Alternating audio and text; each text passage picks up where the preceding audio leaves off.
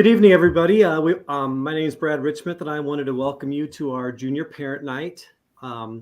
It's actually geared towards all junior students, parents, guardians. So if any of you right now know of a friend that may need a reminder, if they're a junior, shoot them a quick text, have them log on to the link that was sent out, because we're going to give you some good information here.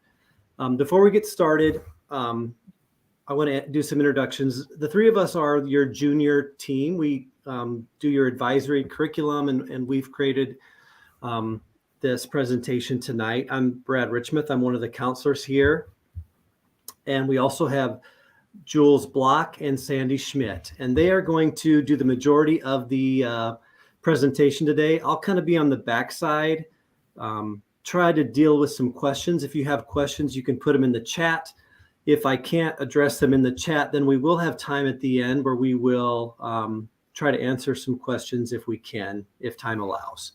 So without further ado, I'm going to remove myself for now, and good luck. Welcome to the post-secondary evening for juniors.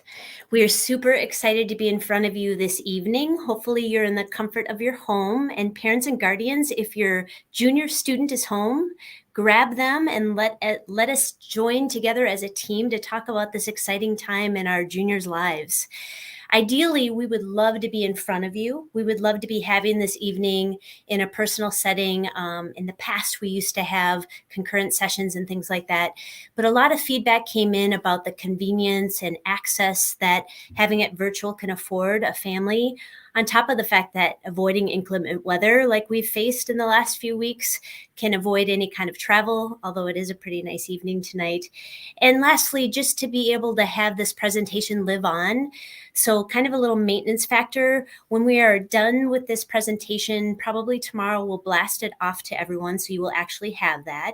In addition, we will have the PowerPoint on our Class of 2024 website. We'll show you kind of some resources there that you can access anytime to get the hyperlink. So feel free to just enjoy the evening, and as we converse about this exciting time for our students. And again, you'll be able to get any kind of resources from the evening as we go along. So one of the things we want to say as far as the mantra of the evening, if you will, is that this should be an exciting time for our students to essentially graduate and go on to find their right next fit post-secondary option. And so in fact, we like to call the objective of junior year to basically have our students go through a series of activities to go on an introspective journey and land on a smart list of post-secondary options. So again, we really want to have that flavor of excitement and this journey to be in process, because it makes the whole entire thing a lot more fun. And so with that being said, one of the things we want to mention to you all is students and parents or guardians as a team with you, you have so many options after high school. Whether it's 2-year, 4-year, community or technical college, military, gap year, other, there are so many options for you to consider. And I want to remind all of you students that you've worked extraordinarily hard for a lot of years to grow and stretch and learn. And so as a result of junior year and us looking beyond high school, it's super empowering for us to remember that there's a lot of options, and that can afford a lot of just being reminded of the wonderful opportunity that you have before you. Part of our work is to help you with that planning for after high school. You will hear a flavor this evening of a more heavily focused college readiness conversation, and that is due to the fact that nearly 90% of our students do go on some sort of college path. But certainly we are going to talk a lot about different resources should you be looking at military or gap year or things like that. So we want to let you know that we'll be giving you some resources for those pieces as well. To start off our evening, I would like to have us take a step back and have a message reminder to set the tone for this evening.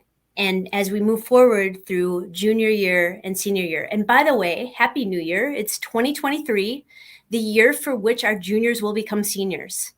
So as we think about that, we want to encourage all families to be excited about this.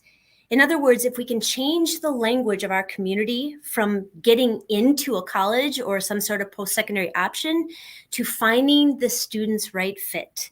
And when we do that and start with the student themselves, it becomes so much of a better process. What we mean by that is it needs to start with the student. A lot of times we have students or families come in our office with a list of colleges in mind, but they haven't dove in introspectively. They haven't dove into who the student is, their morals, values, college readiness, and even selection criteria that fits for the student. So tonight we'd like to remind you all that instead of some of the social media horror messages and scary movie stories that are about college admissions being scary, we want to remind you that the average acceptance rate at four-year colleges is 70%. There are only 115 colleges that have an admission rate below 25% out of nearly 3,000 four-year colleges. So we need you all to be empowered because you are an amazing student who has worked really hard and you have a ton of options. So when we think about it that way, to have it be about fit, it's going to be a much more exciting and fun process. In fact, there's about 61% of colleges who report to us that they don't fill their freshman class. So we like to say, if you're planning on going to college, pack your bags, you're going. It's a matter of finding that right place. We also like to kind of instill a tiny bit of an analogy about it being so much about the student first. There's been a ton of research out there that points to students basically not so much where you go to college, but who you are. So instead of the name on the front of a college sweatshirt, it's the name on the back. It's about what you'll do when you're there, the relationships you forge, the different kinds of professor, peer, and mentorship relationships, the different kinds of activities you will do, and exploratory options like internships and field experiences. So again, message reminder, this time should be exciting. If we change the language about fit versus getting in somewhere, that's the way to go. In fact, we have an esteemed colleague nearby who made the quote that is, "College is a match to be made, not a prize to be won." We'd like to insert post-secondary plan instead of college in there. And when you look at this quote, it's extraordinarily powerful because when we say match, we're talking about the student's personal, social, academic, and financial match. It's not something that's to be won. In other words, if we start to think about this not being about trying to do something to look good or trying to get in somewhere, it takes the heat off of it. So again, I think as we go through junior year, as we get towards learning about a student and what's the right fit for them, it just makes the process so much more exciting. And we want to know that we're here tonight to tell you that we are here to help with this whole process along the way. As a matter of fact, we've had developmental programming for our students starting in 9th grade.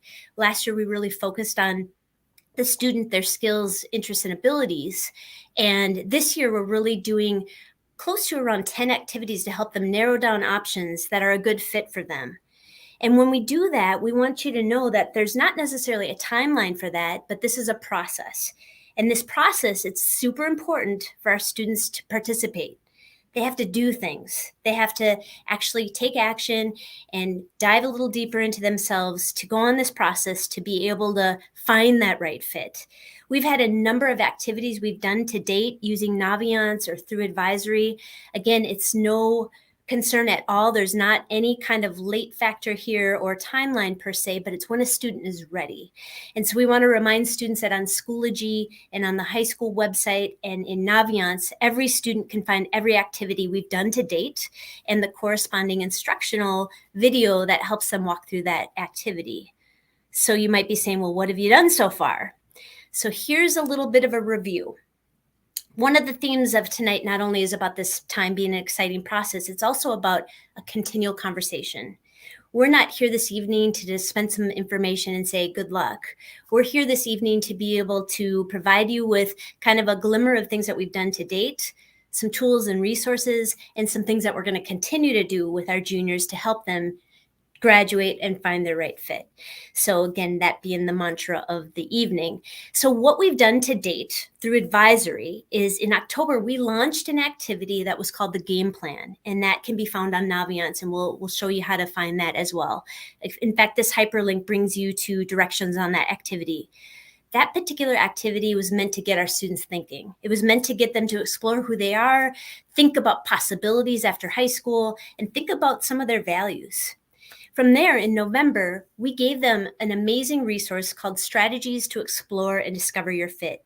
It was loaded with resources, tools, books, and activities that can get a student thinking about their college readiness, their values, and selection criteria. Selection criteria meaning some things that a student needs to do or want in a school that's going to help them find their right fit.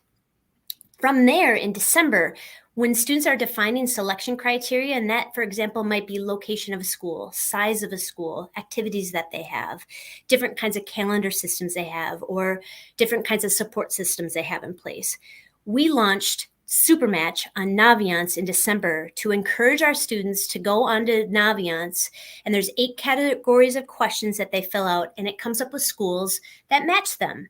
Not necessarily that they're going to go to, but to start to get thinking about different kinds of colleges or matches that they might have so that they can dive a little deeper into those schools and consider to maybe do a virtual tour or things like that. From there, in fact, last week, we launched a tool of activity called Building a Smart List of Colleges. That particular activity gave students 6 strategies to build a smart list. Those 6 strategies started with themselves, encouraging them to do a search engine, encouraging them to get on some campuses, encouraging them to look at their financial fit, encouraging them to look at retention and graduation rates, and then landing on a list of schools that have cast a wider net of high, medium, and low chance of schools. And again, this is something that is a continual conversation. From there, you'll see we're going to continue to work with our juniors. We are going to encourage our students to start to look at senior year and registration, if you can believe it, in February, which is next month. We're going to go on and give them some tools and strategies to manage the college application process as they move into summer. And finally, we'll give them some ideas and strategies to conquer an essay should they need that for a particular college. In addition to providing individual support where we meet with our students in our offices to talk about their individual needs and their individual pathways. None of these activities, if a student hasn't done it, means that they're late or behind or at all not in the realm of possibility of getting to look at it again. We want students to be able to go back to these activities when they're ready and when they're able to put some devoted time into it. So we would be remiss to not introduce the notion of Naviance. Naviance is, we are so lucky to have that at Edina High School. It is a web-based tool for our students to be able to explore themselves, build a portfolio, and come up with some options after high school. As a matter of fact, we use Naviance as our electronic vehicle to be able to send off college materials next fall. So it is an incredible tool that we have available to our students from their portal. And basically, as we've started this evening tonight, all of it starts with the student. So it's a great place to start. If not, last year, for example, we had students do a personalities inventory, which gave them a Myers-Briggs type indicator and matched up some careers and educational pathways. We've also used a career interest profiler with our students. And let's say a student is new to Edina or didn't do that. They can still go back in there and do that research to kind of maybe start to think about, well, wow, what kind of career path am I on? And backtrack with that. If I'm on a career path here, what kind of education do I need? And therefore, what kind of education, is it a 2-year, 4-year community or technical college that I need to pursue, or those sorts of things? Naviance also affords all kinds of search opportunities, from searching for colleges like we implored our students to do the Supermatch. It also has an opportunity for students to explore summer enrichment, scholarships, which is something that they can do to offset the cost of the price of college. They can create a resume builder. And then there's a really cool tool that's called a scattergram. And we're actually going to show you a scattergram depiction here in a few minutes on how a student can use that on Naviance. So Naviance is a great idea for students to use. This is actually a front page depiction, if you will, of when a student logs into Naviance from their portal. You can see here that there's a My Planner tab. And when a student hits on the tasks, it lists every activity that we have done with students throughout high school, with a screencast and a PowerPoint tutorial on how they should do that activity. It also has a colleges tab where, as I mentioned, where that super match can be found, along with putting on colleges that a student might be thinking about. It also has a lot of that self-discovery and careers opportunities for inventories to explore themselves, and a whole host of other activities. So again, we use Naviance a lot, and if you as students or parents and guardians with your students, we really encourage our students to go back on here and start to develop some ideas about where they are introspectively, and then as they start to build post-secondary planning. I will highlight on Naviance as well, there is this tab called colleges, but when you hit that, you have an opportunity to start to look at or start to put in colleges a student might be interested in.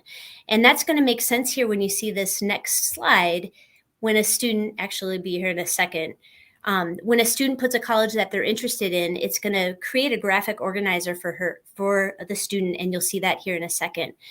In addition to all the activities being on the My Planner tab, the student can also find the activities on the Class of 2024 website.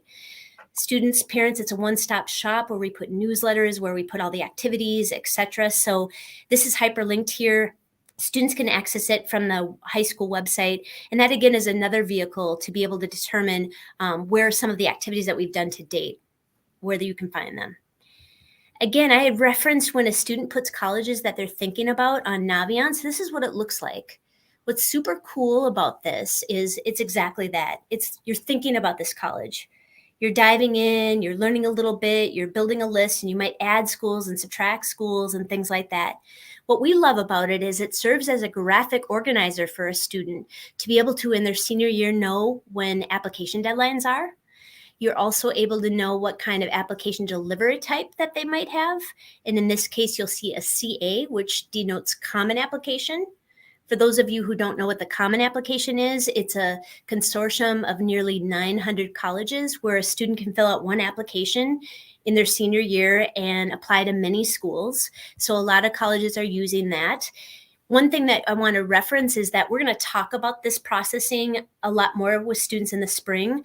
Students can, in the spring, start to make a Common App account if they're ready, and it rolls over to them to be rolls over to their senior year in August.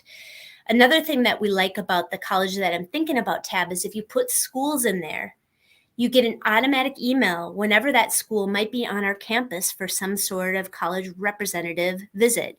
It's also a great way to get communications with schools, and I'll show you how that works here in a second. But again, right now, I think what we're trying to hit home with is that if students start to put colleges they're thinking about on Naviance, it serves as an organizer, a list builder, and there's some benefits of getting some correspondence with the colleges should they be coming to our school.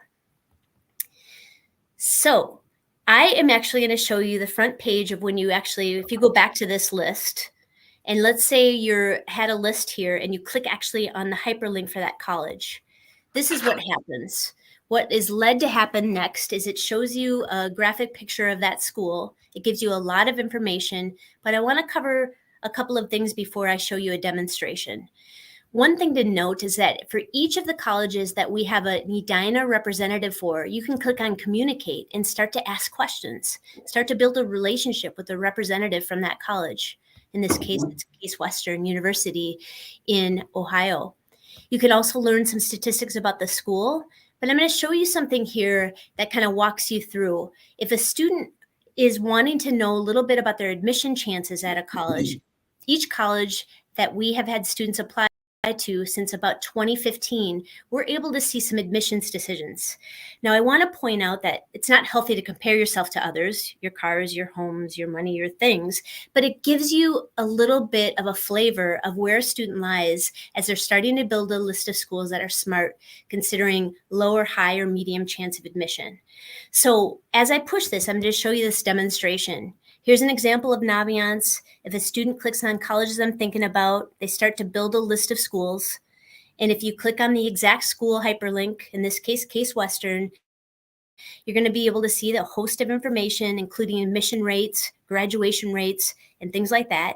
If you click on the admissions tab, you're able to see since 2015 a student's profile, your exact student's profile, their GPA, and should they have a standardized test score, and where they compare with other schools that have applied to Case Western since 2015. If you're seeing a lot of green check marks around you, which in this case is happening, this is a pretty good high chance of admission school that this student could be able to consider having in their list if it's a match for them.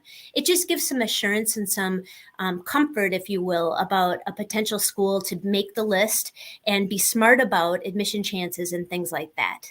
You can also look for admission profiles on the actual college's websites, but Naviance has a lot of resources to offer our students, so we really wanted to point out starting to put some colleges that they're thinking about on Naviance would be a super helpful thing to do and consider. Moving on here, if you as parents would like a Naviance account, parents or guardians, you certainly can email naviance@edinaschools.org, and from there provide the following information: student, grade, date of birth, etc., and we can give you an account. Now I'll put a caveat to that. You can do that, but it has limited use for you. What we encourage you instead to do is meet your student, have them log in, and together look at some of the activity results and different things like that. That would make a lot more sense than just building your own Naviance account. You're certainly welcome to do that for kind of minimal information, but what we really encourage is for you to consider working in tandem with your student and for them to take the lead in this process where they're actually showing you the work that they've done on Naviance, from the game plan to the super match to any of the inventories that are there. Moving on here, we want to note that when students are building a smart college list, they start with themselves. And then we encourage students to potentially do a college search, and we encourage them to do Supermatch. The third smart thing to do is start to get on campuses. And if that's hard to do because it's not a local school, colleges, because of COVID, became very robust in their virtual means to be able to have students visit campuses. So students can do a great way of searching a school by going to the actual college's website and looking at their virtual tours, or we have some hyperlinks here that bring you to colleges that have some great virtual means of exploring the school. One of the hyperlinks we have here, the Virtual College Tours Master Spreadsheet, I love it because it's got about 1,000 schools. It gives you the school name, a little information about the school, and some virtual links to be able to visit the school. So that's just another one-stop shop to be able to consider looking for ways to visit a campus if you can't physically get on the campus easily. So consider that hyperlink as another resource for you, visiting campuses. So as our students are building a smart list of colleges, starting with themselves, and then doing a potential college search, knowing their selection criteria, and then looking at getting on some campuses via virtually or in person, the fourth thing to be doing is looking at your financial fit. And we've created a hyperlink here that brings you to 7 strategies to make that are tips to make college affordable. We know college price tag has become resoundingly expensive in the past few years, and that's not going away, but we have some tips to give you to kind of cut costs, if you will, and these are linked here. The first one is to know your expected family contribution. They're talking about next year renaming that to the Student Aid Index, but either way, what that means is if you're putting in some information, you're going to be able to see what you're expected to pay no matter what college you go to. Now, in October of your student's senior year, you're able to fill out what's called the free application for federal student aid. What happens with that is you're able to see, no matter how much you make or whatever, that how much you're expected to pay no matter what school you go to. From there, colleges take their price tag, subtract your expected family contribution, and then what you're left with is your need, and they create a financial aid package. You don't have to wait till October of your student's senior year. You can actually click on this hyperlink or go to College Board or search expected family contribution, and there's calculators out there that tell you how much you might be expected to pay no matter where you go to school. If your expected family contribution is high, we would encourage you to look for schools that are good at giving merit money. If your expected family contribution is low, we would encourage you to look for schools that are really good at giving need-based money. We also would encourage you to use a net price calculator that Ms. Schmidt is going to talk about, which was instituted in 2011 and federally regulated and required for every college to have.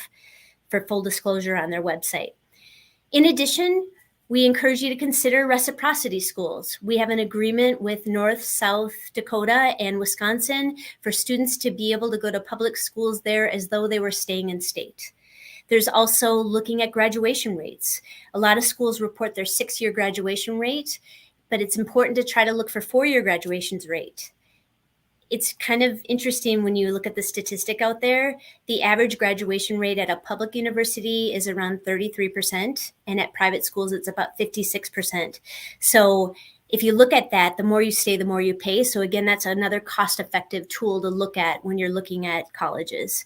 And I referenced applying for the FAFSA after your senior year, October 1st of your senior year. Some of you might say, well, I might not qualify for any federal or institutional money, but sometimes colleges want you to fill that out to even be qualified for merit money or institutional money. So that is something, no matter how much money your parents, guardians, or anyone in your family makes, to fill that out. And then finally, a tip to cut costs is to cast a wider net of schools, to look at schools. I mean, quite frankly, research shows that the lower the admission rate, the less they give merit money. Or the closer you are to beaches or mountains, the more they don't give you institutional money. So again, just being smart about the list of schools that you're looking at and what your family can afford as you're looking at that financial fit for your student. I think I'm going to cast it all on over to Ms. Schmidt to kind of talk a little bit more about that financial piece, to talk a little bit about the net price calculator. I'm going to be navigating the PowerPoint here. So Ms. Schmidt, if I don't get you going here, keep me posted, okay? Okay, sounds good. All right. Here we Excellent. Go. So Jules talked a little bit about net price and the calculator that's required to be on the school's website. What is the net price? The net price is the amount of money a student will pay for a single year of education. And it is tuition and room and board minus any scholarships or grants that a student gets. So that is the net price. You can see that there. Interestingly, I have a student right now who did the net price calculator on the school she applied to. And what the school net price calculator said and what the school is now telling her are two different numbers. So today I think she's appealing what the school came back with for her. But so the net price calculator is available on the website, and it allows students to enter information about their specific financial situation. And then the student will find out, they will compare it to a student from the previous year to find out what the student will pay, taking grants and scholarship aid into account. So it's worth doing. A couple of things to realize when you're doing it. There is a federal, there's two possible ways a college can do this. They can use the federal template, or they can build their own template. So if the net price calculator only asks you a few questions, that's probably the federal template that the college is using. If you're going to get into a longer bit of longer questions, a little bit more in depth, they probably built their own calculator and want to get more of the students' information for them. So you actually want to make sure you know which one they're using. And the other thing, in my research of this recently, if a school, sometimes a school's net price will be just the cost of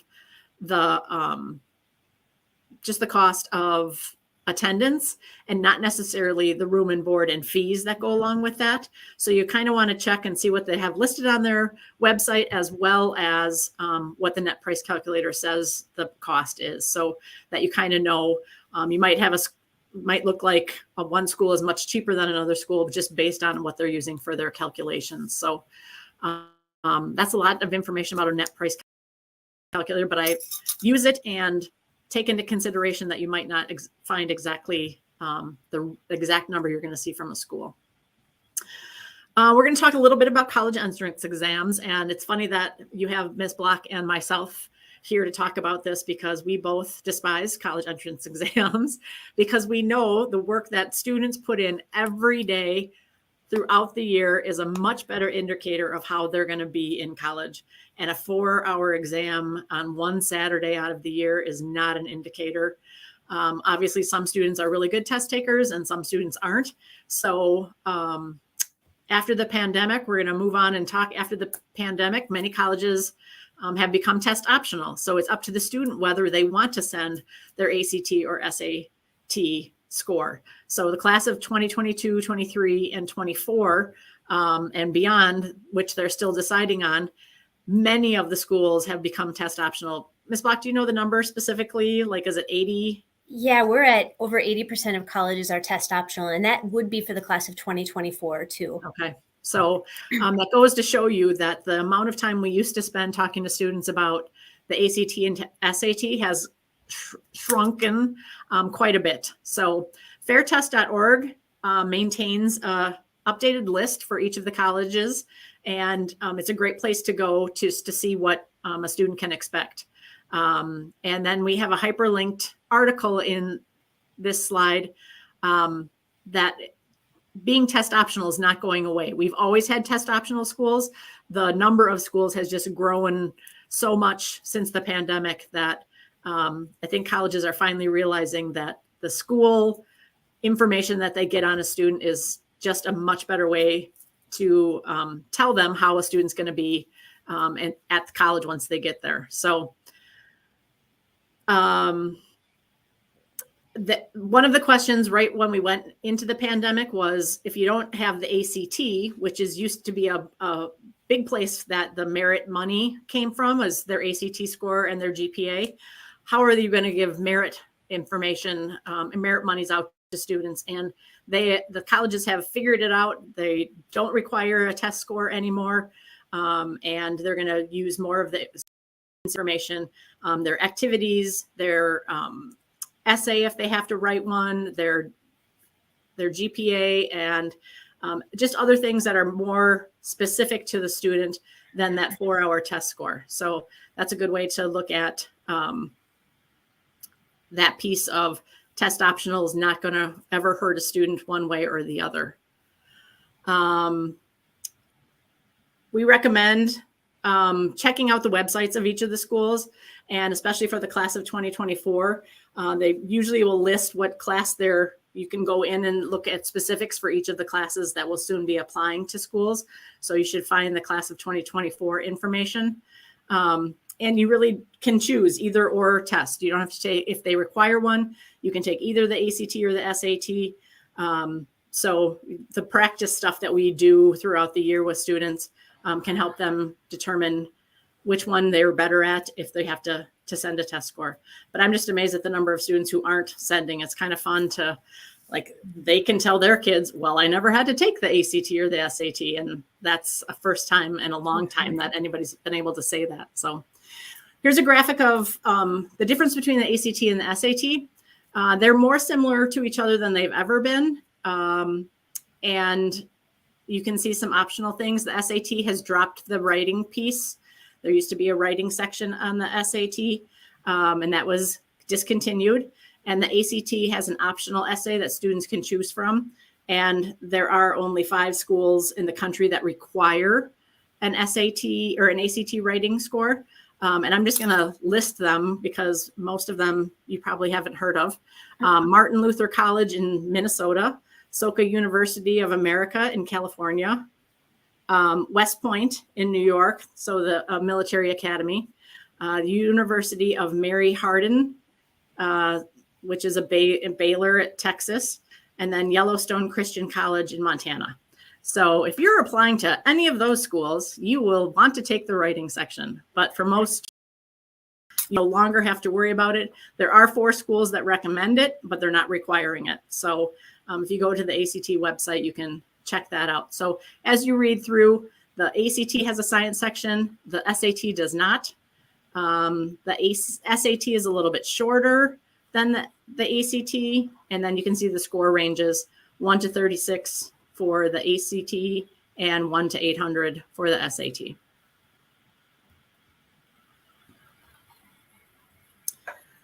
We will offer a practice test at school, not on a Saturday. It's considered a state test and not a national test. So if a student wants to take the ACT for the first time, they can take it at school. It'll be April 18th, which is a Tuesday. And we will have other tests for other grade levels on that day as well. And there will be information coming out through the high school, and your student does not have to register on act.org. They will register through the high school link because it's a state test. It's going to be, I think, $50. We put in the same information as we had last year. Haven't heard anything different at this point. There are fee waivers available, and we put the link in for that. And Jen Carter is our assistant principal who is in charge of our state ACT test.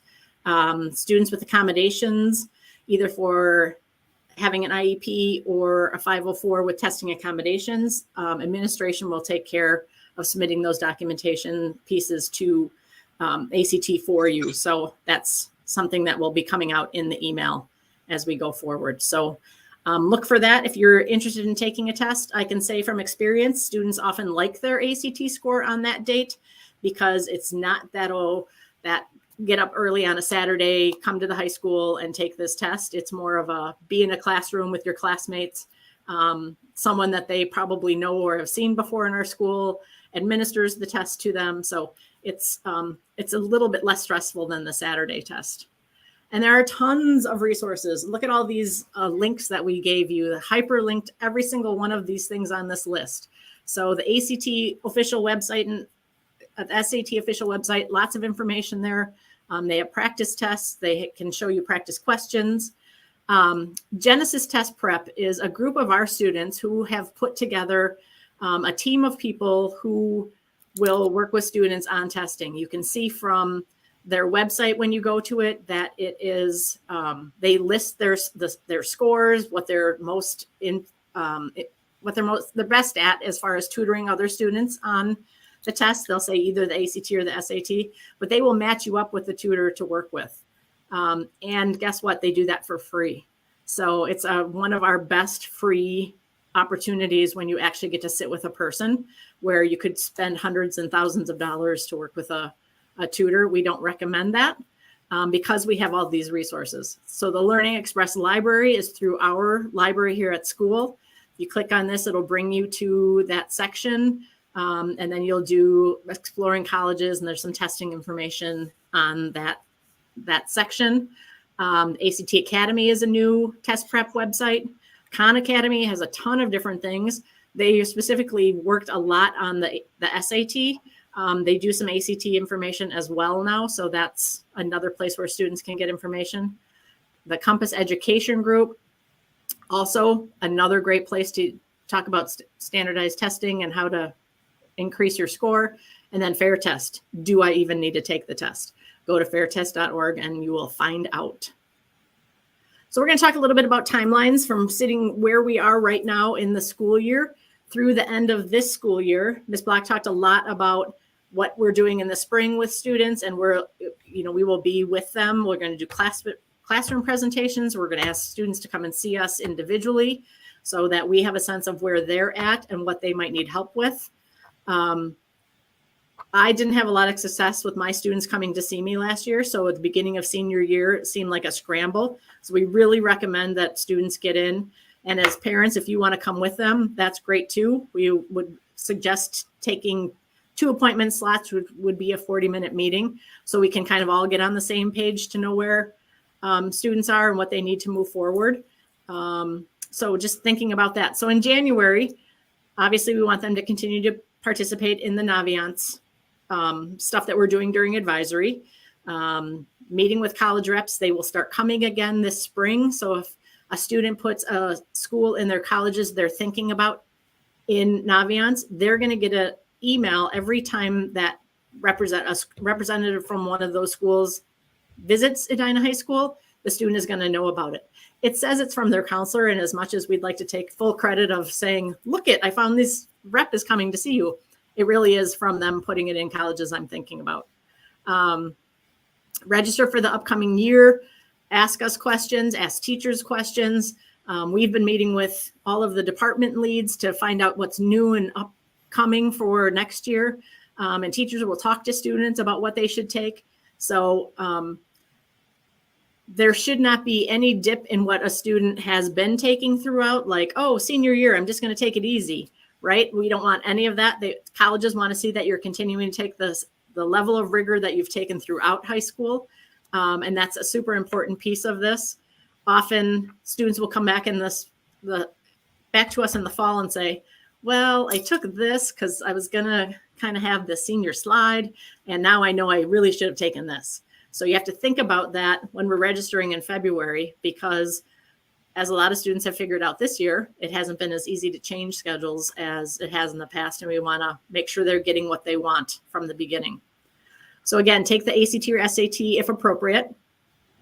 We always say spring of junior year is a great time to be testing if you need to, because most of the time you've had the math that you need to take the math section of each test. It's usually through Algebra 2, and it's most recent that you've seen that kind of math. So peak time, junior year, spring of junior year.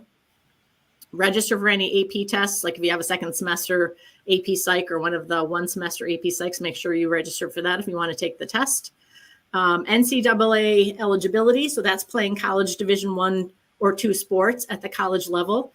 If you're interested in that, you want to apply at the Eligibility Center, as well as ask us to send your end of year junior transcript to the NCAA Center so that they have that and they can give that out as needed.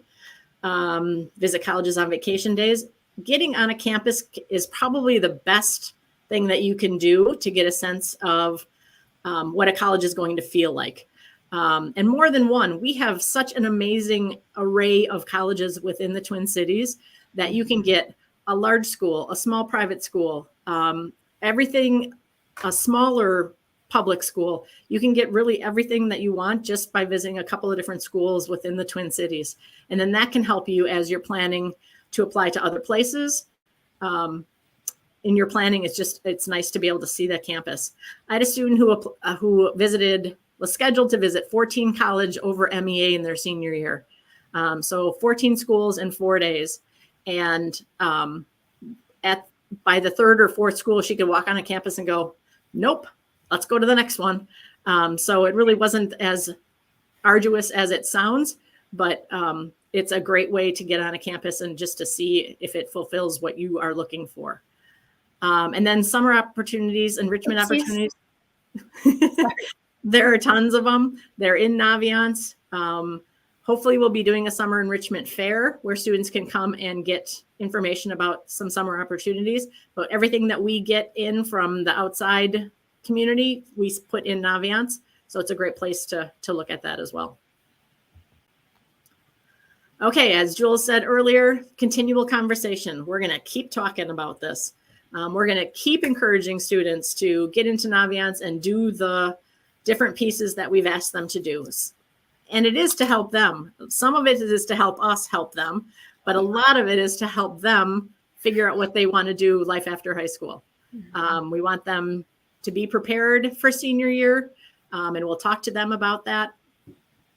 And we'll just keep encouraging them.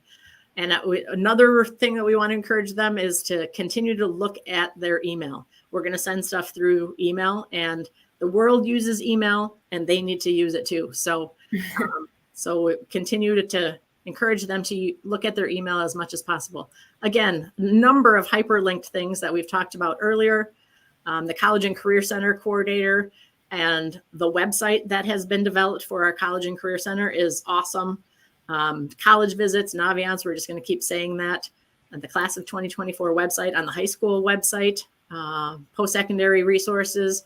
We'll talk about some of this. We'll show you some of this stuff coming up. And then we have a YouTube channel where this presentation will sit. The Learning Express library, lots of practice things on that.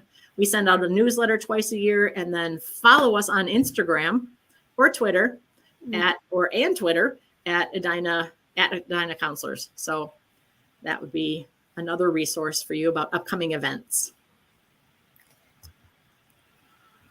So if we go to this post-secondary resource, this is a place that we put a lot of things for students. And you can see if you're looking at 2- and 4-year Minnesota schools, there are college visits. There's managing the college application process. If you are interested in international schools, There was other gap year resources. We put as much stuff in that gap year as we can find. There's NCAA, military academies, admissions decisions. It'll go through early decision, early action, regular decision, all of that kind of information for more, so you can choose schools. And then there's the financial pieces for this as well, of paying for colleges, the ACT and SAT website. So it's a great place to start in your research, because we put our most up-to-date information in this resource for you. And it's hyperlinked right in our presentation. Then before COVID, on a typical night, we would have many college people here and people that could talk about this whole list of breakout sessions. And now we have asked them all to do a video for us. So we have them digitally and you can watch them whenever you want. So as you click on the link for this, here's our digital catalog for you. There's instructions of how to use it. And then it will bring you to all of these different content areas so you can watch them. So if your student isn't interested in NCAA or is interested in, we have two different ones. We have one that was put out by the NCAA, that's the Academic Eligibility General one. And then the University of Minnesota Eligibility Coordinator has also done a quick 8-minute video for you from the college side of things. So it's a great place to start if you're looking for some more information. May I add something, Ms. Schmidt? Sure. Yep. So just want to highlight too that this year we're excited. We hired a college and career coordinator who is available all day, every day in our college and career center. So if you click on this website, it brings you to a little bit about them in our college and career center and our college and career website. In the spirit of students looking at their senior year, some of our students are talking about PSEO, which is for juniors or seniors who are college ready to apply and if accepted, go to college as a high school student. We have a video there. So again, we created these resources digitally for you for wherever you are in your journey. Everyone's at a different spot looking at different things, and it's just at your fingertips at any point in time. Just wanted to highlight a couple of those pieces because Perfect. It's, an adjunct, if you will, to support us as counselors with you all. So that's awesome. So that is our presentation. Mr. Richmond is going to come back on and he's going to tell us what he has seen in the chat list. Looks like there are about 35 questions at this point. If you Yes, thank you both for that. We were dealing with a few questions on the side. I have marked a few that we could come back to if you don't mind. Jules, maybe you can take this one. I know that you had a slide already that addressed it, but if you could talk more. There's some parents wondering about access to Naviance. awesome. Well, again, in this PowerPoint, we gave an email address. In order to get access, you have to email. We have a kind of a coordinator, one of our admin assistants kind of fields and screens this. So if you email the email that we suggested in this PowerPoint with the information for your student, grade level, etc., they will give you an account. Her name is Nancy Knudsen. She'll give you an account with an access point with a username and password. So that's kind of how you do it. Again, I could go back in the screen to the actual page, but since we're going to blast this out, just know that the email address is there. It's something like naviance@edinaschools.org. I don't have it memorized, but you certainly just email them, give some information, and they will give you access to Naviance. Thank you. And Sandy, maybe this one Sure. about the ACT. They're Yep. wondering, it is a real score. Can you Yes, see the question there? Yes. Okay. It is a real score, and they will give the student the ability to link it to their national ACT score. So it will show up there as a state test, but it will be within their national test score. Yes, in that account. So, and then they can send it from there to colleges if it's the score they want to use. Awesome. Thank you. Yes. The other thing, I just wanted to make sure that a lot of them were asking, of course, about how to find this slide deck. So am I correct in saying that the slides will be soon on the class page as well? Okay. Absolutely, yes. So we have hyperlinked in the PowerPoint and in the screencast, the class of 2024, but we put everything in there. So excellent question. Every activity we've done to date this year, which has been 4 so far, the game plan, super match, building a smart college list, and strategies to explore and discover your fit. All of those screencasts and PowerPoints are there as well, along with we will add this PowerPoint and video to that page as well. So yes. Thank you. Oh, one more thing though. We do have a counselor YouTube channel. So this video will be, we have a playlist for juniors. We didn't show that to you, but it was in that resources list. We have a whole series of the screencast kind of be housed somewhere. So it'll also be there. So we try to put it everywhere. Awesome. Here's another one. Jules, this would probably be a good one for you. Information on a gap year. Sure. Yeah. Remember back in the day when we would call a gap year where someone would take a time off? Well, now there's official gap year programs and all kinds of opportunities. A lot of times students can choose to do that and be more admissible by a school because they've done something super cool and curious and different. And in addition to that, there are gap year actual websites that help students kind of field through some gap year programs. I really like teenlife.org. If you go back to that resource that Sandy showed you, Ms. Schmidt showed you, that post-secondary resource that had the tabs, we have a gap year folder there. And in there is a number of ways to find gap year programs. Sometimes students do a gap year and then they apply to college. Sometimes they do a gap year and end up going on to a specific job.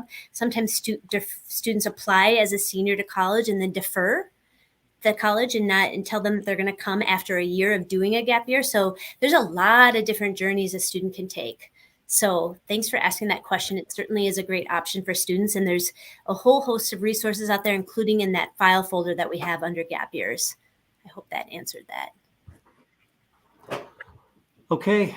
I think that's the end of what I see there. I guess my last bit of information would be, as you arrive at questions you didn't ask tonight, please email your child's counselor with those. We all work together and we have a lot of information that we share with each other. So contacting any counselor would be great. If I could just put a little bit of a kind of in the spirit of our mantra this evening, it being a continual conversation, it being about excitement on this journey. If we could all just kind of breathe and know we plowed a lot of stuff at you with the intention of it being sifting through it at the time in which students are ready. I know Ms. Schmidt talked about students coming in and talking to us. It's very important for your students to engage in this process and to have done some work. For example, if there's anything you hear tonight, perhaps it's going to your student if they're not with you and saying, hey, have you done the game plan on Naviance yet? Or done the super match? If so, let's look at that together. It's a little hard for us to have meetings with the students when they haven't done some of that preliminary work. So we just want you to know this is a journey and it's a continual process. And if we work together as a team, it's super exciting. And we're doing something wrong if it's stressful because our students have worked really hard. So we're just thrilled to be in front of you, thrilled to offer some resources and to know that we're a team to help our students graduate and go on to that next fit. So just ending on that note. Ms. Schmidt, Great. anything else to add? No, I think that was excellent. Thank you all for joining us. And if you have questions, please let us know. Thank you. Good night. Good night. Thank you.